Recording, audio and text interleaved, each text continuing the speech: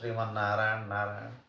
मेरा एक प्रश्न था कि शूर्पणखा कौन थी और ये लंका के विनाश का कारण कैसे बनी, और दूसरा प्रश्न ये है कि इसका नाक कान क्यों काटा गया। शूर्पणखा जी। शूर्पणखा जैसे सामान्य रूप से सभी जानते हैं कि रावण की बहन थी जी। कुंभकर्ण, रावण और विभीषण तीनों की ये सबसे छोटी बहन थी। इनके पिता का नाम विश्रवा, ठीक है जी। माँ का नाम कैकसी था। कैकसी एक राक्षसी थी, सोमाली की पुत्री। इस पर हमने एक प्रसंग बनाया होगा। जी। फिलहाल हम कल शूर्पणखा पे आए तो शूर्पणखा के नाम से ही मालूम पड़ रहा है कि शूर्पणखा, जिसके नाखून सूप जैसे हों, पंखे जैसे हों, उसी को हम शूर्पणखा कहते हैं। जी। अब इसका नाक कान कैसे काटा गया ये सब तो मालूम है। इसके पहले हम ये जाने कि शूर्पणखा थी कौन। बचपन में शूर्पणखा का नाम मीनाक्षी था, ठीक है जी। एक मीनाक्षी नाम था, एक दीक्षा नाम था और एक चंद्रनखा था। इसके नख बहुत सुंदर थे, चंद्रमा जैसा।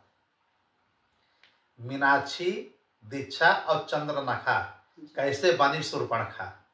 बाद में राक्षसी स्वभाव में आकर के शूर्पणखा बन जाती है। इसके वर्तमान जीवन को आने के पहले हम पूर्व जन्म में अगर चले तो शूर्पणखा एक अप्सरा थी। क्या थी? अप्सरा। इंद्र की बहुत चहेती, इंद्र की बहुत प्रिय। इसका नाम था नयन तारा। कुछ रामायण में इसका उल्लेख मिलता है, वाल्मीकि में नहीं है, लेकिन अन्य रामायण में जैसे एक रंगनाथन रामायण है उस समय उल्लेख मिलता है कि इसका नाम था नयन तारा। नयन तारा ने श्राप बस राक्षसी बनी। श्राप कैसे मिला? इंद्र को हमेशा डर लगा रहता है कि कोई अगर तपस्या करने लगे तो कहीं ऐसा नहीं कि मेरा सिंहासन मांग ले। एक ऋषि थे वज्र, की तपस्या भंग करने के लिए नयन तारा को इंद्र ने भेजा। ऋषि वज्रा जो है बहुत नाराज हो गए, इसको श्राप दे दिए कि जा तुम राक्षसी जैसे स्वभाव में आकर के हमको पीड़ित कर रही हो, मेरी तपस्या को भंग कर रही हो, तुम राक्षसी ही बन जाओ। वही नयन तारा श्राप में शूर्पणखा बनी, त्रेता युग में रावण की बहन बनी। ठीक है। एक नाम पूर्व जन्म में इसका नयन तारा अप्सरा, तत्काल में जो त्रेता में बनी शूर्पणखा, बचपन का नाम बता ही दिए, ठीक, मीनाक्षी, दीक्षा और चंद्रनखा। बाद में ये क्या बनती है? त्रेता के बाद द्वापर में यही शूर्पणखा, चूंकि इस युग में राम को बहुत प्रेम करती है और उनको पाने के लिए बार बार उनसे आग्रह करती है, जो हासिल नहीं कर पाती, तो बाद में यही भगवान राम की कृपा से कुब्जा बनती है, कंस की दासी कुब्जा। ठीक है जी। और यही कुब्जा इनकी पत्नी भी बनती है, एक रात्रि के लिए पत्नी बनती है। इसका मतलब 16,108 रानी तो इनकी थी ही, एक रानी और भी मान सकते हैं। और फिर यही कुब्जा, यही शूर्पणखा, यही नयनतारा जब अगला जन्म अब लेती है तो इसका नाम पड़ता है चंद्रमुखी। पूरा हम डिटेल में बता दे रहे हैं, इसका नाम पड़ता है चंद्रमुखी। और ये जाति कहाँ है? गोलोक, श्री कृष्ण धाम है गोलोक, वहां जाती है और इसका नाम पड़ता है चंद्रमुखी। और ये गोपी बन जाती है, हमेशा प्रभु के चरणों में रहने लगती है। आपका प्रश्न एक था कि इसका नाक कान क्यों कटा। रंगनाथ रामायण में एक उल्लेख आता है कि इसका एक लड़का था जम्बूमाली जी, ठीक है, बहुत विशाल राक्षस था। ये जब पेट में ही था, गर्भ में ही था, इसको कहीं कहीं इसका नाम सांब आया है। जब ये पेट में ही था तो उसी समय इसके पति को, विद्युत जिह्वा इनके पति का नाम था, विद्युत जिह्वा, इनके पति को रावण ने ही मार डाला था जी। चूंकि रावण जब त्रिलोक यात्रा में निकला है विश्व विजयी बनने में, तो कालकेय नामक एक राजा थे, उनका सेनापति था विद्युत जिह्वा। तो कालकेय के साथ साथ युद्ध में इसको भी रावण ने मार दिया था। उस समय समझ में नहीं है, कहीं कहीं होता है कि जानबूझ करके मारा था रावण ने, क्योंकि विष्णु का भी भक्त था विद्युत जिह्वा। और इतना विशाल राक्षस था कि कहने को लोग यहाँ तक कहते हैं कि पूरे लंका को अपने मुख में लेकर के रात में सो जाता था, इतना बड़ा था उसका मुख, इतना बड़ा होता था। कहीं कहीं ये है, वाल्मीकि रामायण में नहीं लेकिन अन्य जगह इसका जिक्र है। तो ये कहीं कहीं होता है कि जानबूझ के मार डाला है कि इससे हमको खतरा है पूरी लंका को न खा जाए, निगल न जाए। अच्छा, जब ये मरता है विद्युत जो हुआ तो उसमें शूर्पणखा के गर्भ में इसका बालक आ जाता है जम्बूमाली। ठीक है, तो जम्बूमाली जब इसको पता चलता है शूर्पणखा को कि हमारे पति को रावण ने मारा, तो रावण से नफरत करने लगती है और इयन के दिमाग में बैठ जाता है कि रावण को हम कैसे बर्बाद करें। जैसे महाभारत में शकुनी कारण बनता है महाभारत का मैक्सिमम, उसी प्रकार शूर्पणखा भी ज्यादातर, भाई ये तो भाग्य में जो लिखा है होना था, लेकिन शूर्पणखा मन ही मन करती है कि रावण के विनाश का कारण कहीं ना कहीं मैं बनूंगी, होता भी वही है। फिर तीसरा खर और दूषण के साथ रावण 14,000 राक्षसों के साथ लंका से इनको दंडकारण्य में भेज देता है कि बहन जाओ वहीं रहो, खर दूषण तीसरा के साथ, वहां पे तुम्हारा मन भी बहलेगा। अब लंका में तो विद्युत जो हुआ है ना, वहीं जाओ। और वहीं पे जन्म लेता है जम्बूमाली, सांब इसका लड़का।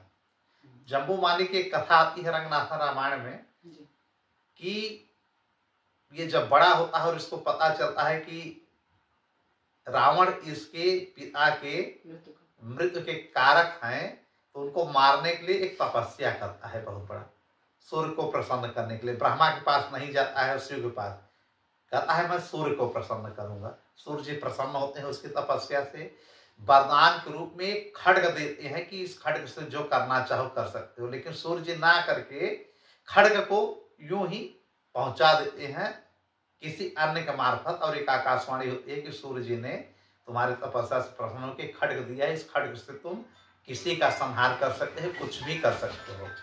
लेकिन जम्बूमाली ने उस खड्ग को लेने से इनकार कर दिया। ये घटना है पंचवटी की, उस समय सीता, श्री राम और लक्ष्मण वहां जा चुके थे जी।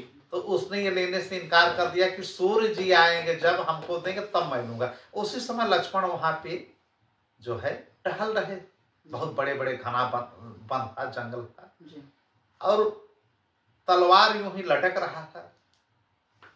अब तलवार वापस जा रहा है और लक्ष्मण के हाथ लग गया। लक्ष्मण जी उसको ले लिए, जो हाथ में ग्रहण कर लिया उसका हो गया। तलवार खड्ग बड़ा अच्छा था, वो सब काटने लगे लक्ष्मण जी कि यार घना वन है, इसको थोड़ा समतल कर दिया जाए। अब काटते काटते और वो मुनि के रूप में वहां बैठ करके तपस्या कर रहा, उसका गर्दन काट दिए लक्ष्मण जी। एक कथा तो ये है, लेकिन एक आनंद रामायण में है, उसमें है कि खड्ग को ब्रह्मा ने दिया था लक्ष्मण को, उस तलवार को ब्रह्मा जी ने दिया है लक्ष्मण को कि ये अपने पास रखो, ये काम आएगा। ब्रह्मा जी ये सोच रहे कि ले ले तो एक राक्षस का नाश हो जाए, नहीं ये राक्षस रावण को मारने के लिए अगर वरदान ले लेगा तो यही रावण को मार आएगा, अपने पिता का बदला ले लेगा। अब मारना है श्री राम को, ठीक है जी। क्योंकि ऐसा तलवार लेगा कि इस तलवार से किसी को मारने के लिए वो ले रहा है तो किसी में रावण भी आ जाएगा, तो वरदान भी गलत साबित होगा जो दिया गया है कि नर से मारना है, नर से मारना है या फिर बंदरों से।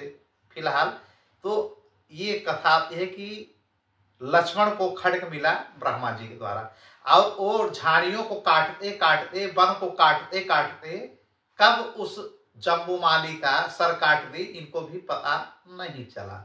ब्रह्मा जी की इसमें लीला है कि इसको पहले खत्म करो।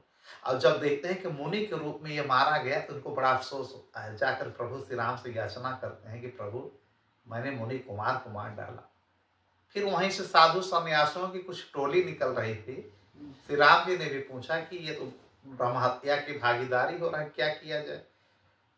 तो उन तपस्वियों ने, उन ऋषि मुनियों ने कहा कि कोई पाप लगने वाला नहीं, खुद राक्षस का लड़का था ये शूर्पणखा का लड़का था, विद्युत जोहवा का लड़का था, इसको मारने में कोई पाप नहीं लगेगा।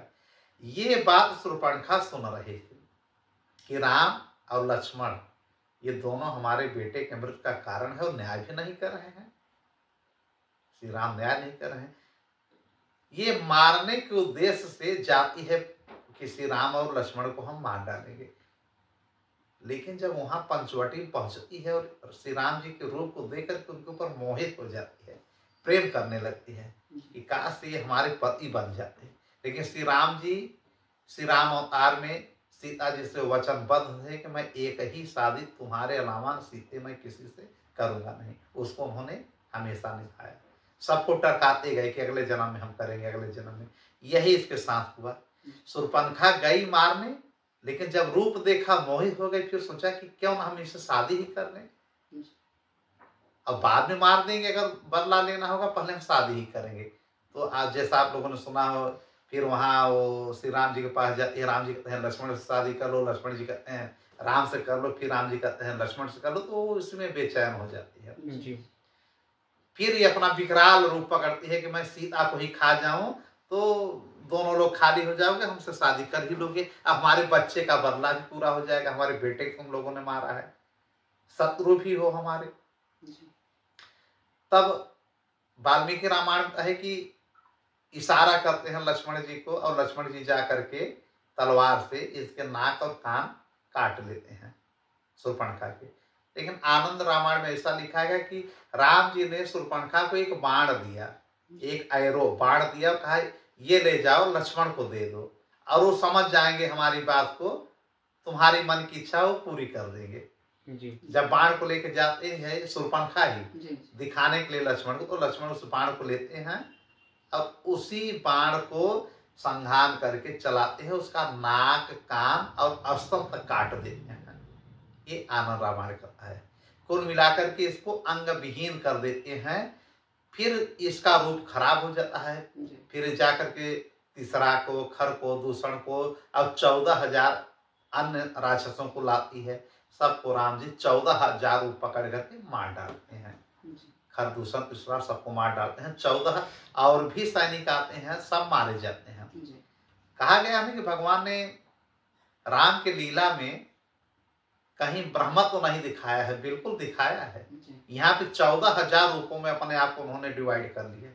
जो देख रहा है हर राम ही राम, अकेले राम लड़े हैं, लक्ष्मण नहीं जी। तो यहाँ पे माया उन्होंने फैलाया ना, काग भुसुंडी के समय बचपन में माया फैलाया था, कौशल्या को अपने मुख में पूरे ब्रह्मांड को दिखाया था। तो बिल्कुल माया जहां जहां जरूरत पड़ा उन्होंने दिखाया है।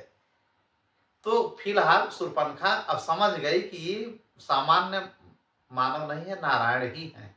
अब उसने सोचा कि चलो ठीक है, मैं तो रावण को मार नहीं सकती, ये भी मेरा दुश्मन, राम लक्ष्मण भी, वो भी मेरा दुश्मन। तब शूर्पणखा रावण के पास जा करके जो है षड्यंत्र के तहत बताती है कि ऐसे ऐसे मामला है, सब मारे गए हैं, अब सीता को हर लाओ, अब सीता को हर लाओ और अपनी पत्नी बना लो। कुल मिलाकर के शूर्पणखा का रामायण में, राम की लीला में इन दोनों को पास लाने की महत्वपूर्ण भूमिका थी। न नाक कान कटता जलबाजी में, न रावण सीता का हरण करता, न रावण के पूरे खानदान कुल का नाश होता। इस प्रकार ये शूर्पणखा की कथा है।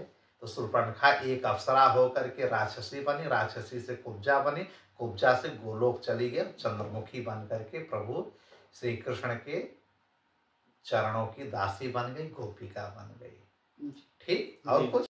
जी, मेरा एक और क्वेश्चन था कि शूर्पणखा की मृत्यु कैसे हुई और वो कुब्जा के रूप में उसने कैसे जन्म लिया? हाँ, वाल्मीकि रामायण में इसका कोई उल्लेख नहीं है। हम वाल्मीकि रामायण को प्रथम दृष्टिया सबसे पहले रखते हैं, चूंकि वो दृष्टा थे उस समय। वाल्मीकि जी सब देखे हैं, और राम के काल में वो थे भी, सीता माँ को अपने आश्रम में रखते थे, तो उन्होंने इसका उल्लेख नहीं किया है।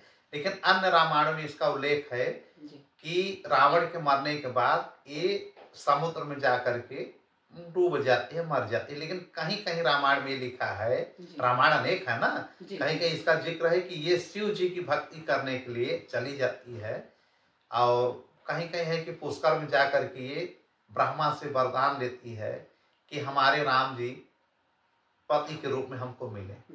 तो राम जी से ही ब्रह्मा जी कहवाते हैं, राम जी स्वीकार कर लेते हैं कि ठीक है, द्वापर युग में हम तुमको पति के रूप में मिलेंगे, लेकिन अल्पकाल के लिए।